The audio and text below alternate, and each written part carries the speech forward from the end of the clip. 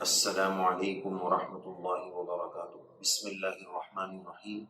ہوائی جہاز اور ایروپلین کا سفر ہو اور مطار اور ایئرپورٹ سے سفر ہو تو یہ سفر تھوڑا اہمیت کا حامل ہے۔ تو اس سلسلے کی چند شرعی اور تجرباتی ہدایات اور اس سلسلے کے کچھ آداب پیش خدمت ہیں۔ سب سے پہلے جو بھی سفر ہو، کسی بھی طرح کا سفر ہو، سفر کی دعاؤں کا اہتمام۔ یہ دعائیں ہمارے لیے سیفٹی اور قلع اور حفاظتی ذریعہ ہے، تو سب سے پہلے دعاؤں کا اہتمام، صلاۃ سفر کا اہتمام۔ اور اسی طرح اگر ہوائی جہاز کا سفر ہے تو گھر سے ایئرپورٹ کا جو فاصلہ اور ڈسٹنس ہے، مناسب وقت پر نکلنا تاکہ وقت سے پہلے صحیح وقت پر ہم پہنچ جائیں۔ نارملی جہاز کا سفر ہوتا ہے تو انٹرنیشنل ہو تو 3 گھنٹہ پہلے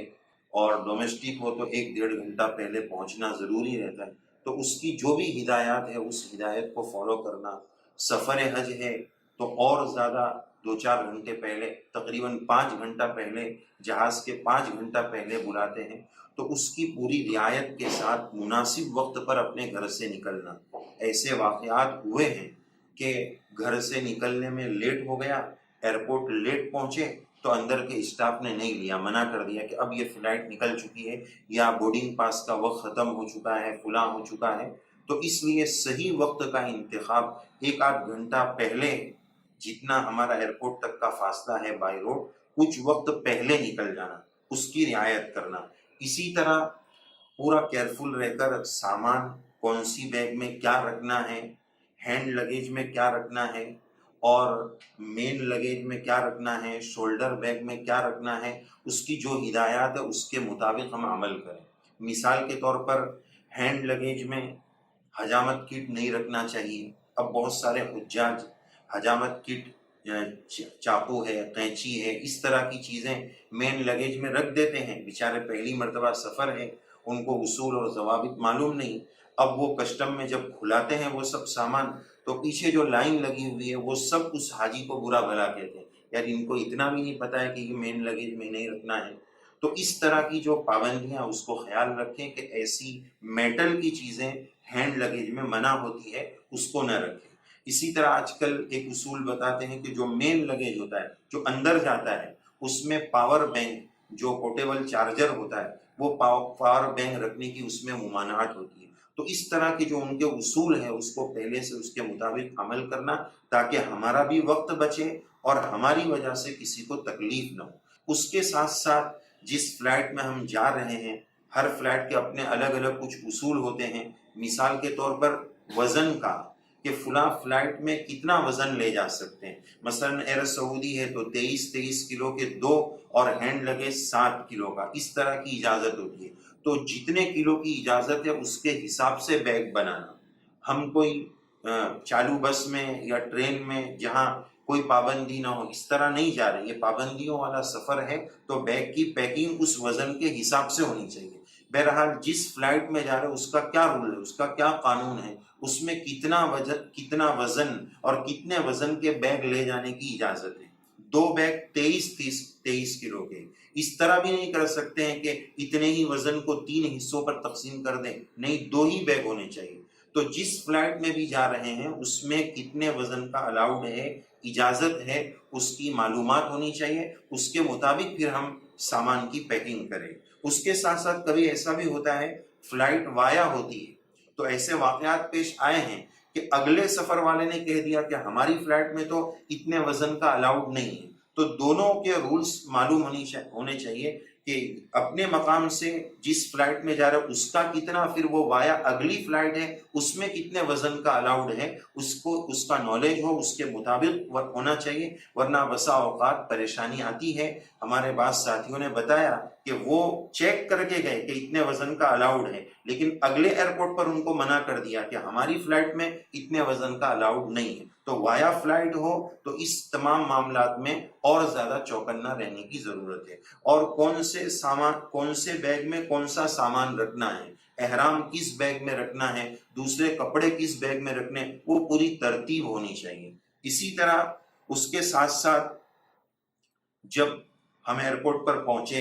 تمام مراحل پورے ہو جائے، امیگریشن سامان ہم نے دے دیا، ہم اپنے آپ کو وہاں مطمئن رکھیں، ریلیکس فیل اور بالکل حشاش بشاش رکھیں۔ اگر ہم پہلی مرتبہ سفر کر رہے ہیں تو ہمارے ہاؤ بھاؤ سے، ہماری فیس لینگویج سے ایسا محسوس نہیں ہونا چاہیے کہ یہ بندہ پہلی مرتبہ آ رہا ہے، ڈرا ہوا ہے، گھبرایا ہوا ہے، تو کسی کو ہمارا چہرہ دیکھ کر کوئی اور فیلنگ نہ ہو جائے، کوئی اور احساس نہ ہو جائے، تو اپنے آپ کو حشاش بشاش اور خوش اور ریلیکس رکھنے کی ضرورت ہے، بہت زیادہ ٹینشن لینے کی ضرورت نہیں ہے۔ اپنے طور پر چوکنا رہنے کی ضرورت ہے، لیکن دعاؤں کے اہتمام سے انشاءاللہ طبیعت مطمئن ہو جاتی ہے، سفر آسان ہو جاتا ہے۔ اور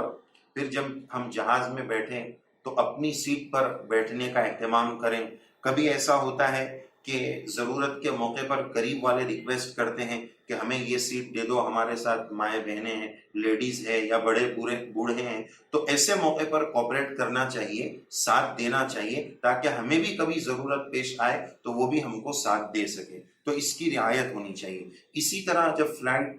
شروع ہونے والا ہوتا ہے تو فلائٹ اسٹاف کی طرف سے کچھ اعلانات اور ہدایات دی جاتی ہے، اس کو سمجھنا، خاص طور پر پہلی مرتبہ ہو تو اس کو سمجھنا، ایئر سعودی ہو تو اس میں دعا بھی پڑھاتے ہیں، سفر کی دعا بھی، وہ اس کا بھی ذکر کرتے ہیں، تو جو بھی ہدایات اور انفارمیشن دی جا رہی ہے اس کو غور سے سننا، سمجھنا، اس کے مطابق عمل کرنے کی فکر کرنا۔ مثال کے طور پر وہ کہتے ہیں کہ بیلٹ باندھ لو، تو وہ بیلٹ کس طرح باندھنا ہے اس کی ترتیب بتاتے ہیں، کس طرح کھولنا ہے اس کی ترتیب بتاتے ہیں، تو اس کو اسی وقت سیکھ لیا جائے اور ان کی ہدایات کے مطابق عمل کیا جائے۔ اسی طرح ایک ہدایت یہ ہے کہ ہوائی جہاز اور ایروپلین جب ٹیک آف اور لینڈنگ، یہ دو مرحلے بہت نازک ہوتے ہیں، اور فلائٹ اسٹاف کے لیے اور کیپٹن کے لیے بھی یہ دونوں بہت نازک مرحلے ہوتے ہیں، تو اس موقع پر وہ بیٹھ جانے کے لیے کہتے ہیں، ان کی ہدایت پر عمل کرنا، اس وقت دعاؤں کا اہتمام کرنا، اس وقت اللہ تعالیٰ کی قدرت کو سوچنا، جیسے قرآن مجید میں اللہ تعالیٰ نے سورہ ملک تبارک الذی والی سورت میں فرمایا، اولم یروا الی الطیر فوقہم صافات ویقبض، کیا وہ لوگ نہیں دیکھتے ہیں آسمان کی طرف اور پرندوں کی طرف، جو پرندے پر پھیلائے ہوئے ہیں، پر سمیٹے ہوئے ہیں، ان کو آسمان، ما یمسکہن الا الرحمن، آسمان میں ان کو کس نے تھاما ہے؟ اللہ کی قدرت کے علاوہ کسی نے نہیں تھاما ہے۔ اللہ اس جگہ پر ہم جہاز کی مثال کو بھی رکھ کر سوچ سکتے ہیں، اللہ تعالیٰ نے اس کا ذکر غالباً اسی لیے نہیں فرمایا کہ ابتدائی دور میں جہاز نہیں تھا، یہ بات کی ایجاد ہے، اور بعد میں یہ ٹیکنالوجی سے بنا ہے، تو اس وقت ہم یہ سوچ سکتے ہیں، ما یمسکہن، ان جہازوں کو فضا میں اور آسمان میں کس نے روکے رکھا؟ الا الرحمن، اللہ کی قدرت کے علاوہ کسی نے نہیں روکے رکھا ہے۔ تو اس وقت دعاؤں کا اہتمام اور اللہ کی قدرت کو سوچنا۔ اسی طرح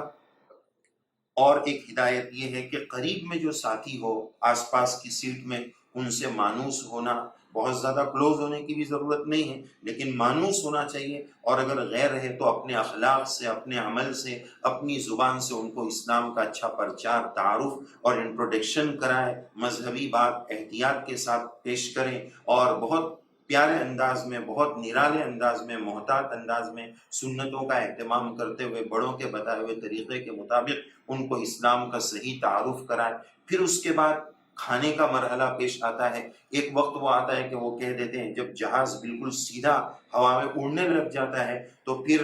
بیلٹ باندھنے کی پابندی ختم ہو جاتی ہے، پھر بھی وہ کہتے ہیں کہ باندھے رکھو تو اچھا ہے، تو اپنی بشاشت اور سہولت کے مطابق عمل کیا جا سکتا ہے۔ پھر کھانے کا مرحلہ آتا ہے تو ٹرے جو ہے اگلی سیٹ کے ساتھ وہ ٹرے چپکی ہوئی ہوتی ہے، اس کو کھول کر اس پر کھانا رکھا جاتا ہے۔ تو اب کھانے کے وقت ایک مسئلہ یہ پیش آتا ہے کہ جو کھانا دینے کے لیے ایئر ہوسٹس وغیرہ آتے ہیں، ان کی طرف سے آپشن ہوتا ہے، بعض مرتبہ تو پہلے سے لکھا دیا جاتا ہے، اور بعض مرتبہ اس وقت پوچھا جاتا ہے کہ ویج یا نان ویج، آپ کیا کھائیں گے؟ تو اس صورت میں ہم جو ہے ویج کا آپشن لیں کہ ہمیں ویج چاہیے، نان ویج نہیں چاہیے۔ کبھی کبھار وہ لوگ کہتے ہیں کہ ہمارا نان ویج حلال ہے، ہم ان کو کہیں گے ہم نے نہیں کہا کہ یہ حرام ہے یا حلال نہیں، لیکن جب دونوں آپشن ہیں تو ہمیں ویج چاہیے۔ پتہ نہیں کس نے کاٹا ہوگا، کہاں کٹا ہوگا، شرعی طریقے پر کٹا ہوگا، نہیں کٹا ہوگا، یہ بیچاری تو پتہ نہیں حلال اور حرام کے مطلب سے بھی واقف ہے یا نہیں، اسلام کی ان چیزوں سے اس کو واقفیت ہے یا نہیں، معلومات ہے یا نہیں۔ ان کے لیے تو حلال بولنا بہت آسان ہے۔ کسی جگہ پر آپ جاؤ اور آپ یوں پوچھ لو حرام، تو وہ ہاں بھی بول دیتے ہیں، یعنی حلال کے ٹون میں اگر آپ پوچھ لیں حرام تو بولیں گے ہاں، وہ یہ سمجھیں گے کہ حلال پوچھ رہے ہیں، تو ان کو حلال حرام سے اتنا معلومات نہیں ہے، اس لیے احتیاط کا تقاضا، یہ نہیں کہا جا رہا ہے کہ وہ نان ویج حرام ہے، لیکن احتیاط کا تقاضا یہی ہے کہ اس موقع پر ہم ویج کے آپشن کو لیں، وہ ٹرے کھولیں اور اچھے طریقے سے اس کو لگائیں، اور کھانے کے بعد جو چیزیں واپس کرنے کی ہے اس کو احتیاط کے ساتھ واپس کریں۔ کبھی کبھار ایسا ہوتا ہے کہ کچھ چیزیں واپس کرنے کی ہوتی ہے، اس کو لے کر آ جاتا ہے مسافر، خاص طور پر سفر حج ہو تو کتنا بڑا گناہ ہو جائے گا۔ مثال کے طور پر فلائٹ میں اے سی فل ہوتا ہے تو وہ لوگ اوڑھنے کا کمبل دیتے ہیں، تو وہ کمبل بعض لوگ لے کے چلے جاتے ہیں، ایئر فون دیتے ہیں، اسی طرح ایک تکیا سر کے پیچھے رکھنے کا دیتے ہیں، تو اکثر ایسا دیکھا گیا کہ کچھ حاجی کمبل لے کے چلے جاتے ہیں، بالکل جائز نہیں ہے، وہ اوڑھنے کے لیے دیا گیا ہے، عاریتاً یوز کرنے کے لیے دیا گیا ہے، اس کا مالک نہیں بنایا گیا، تو جو چیزیں اس طرح واپس کرنے کے اس کو واپس کیا جائے۔ کچھ لوگ واش روم سے جو ہے اتنے سارے ٹیشو بھر کے تھیلی میں ڈال دیتے ہیں، جو اپنی ملکیت ہے، مثلاً کھانے میں مسکے کا ایک پیکٹ دیا گیا اور دوسری چیزیں دی گئی، اس کو ہم اپنے بیگ میں لے سکتے ہیں، وہ ہماری ملکیت بن گئی، لیکن جو واپس کرنے کی چیزیں ہیں اس کو واپس کرنے کا اہتمام کیا جائے۔ اور بھی ہدایت ہے، انشاءاللہ اگلی قسط میں اور اگلے پارٹ میں اس کو پیش کیا جائے گا۔ اللہ تعالیٰ عمل کرنا آسان کرے۔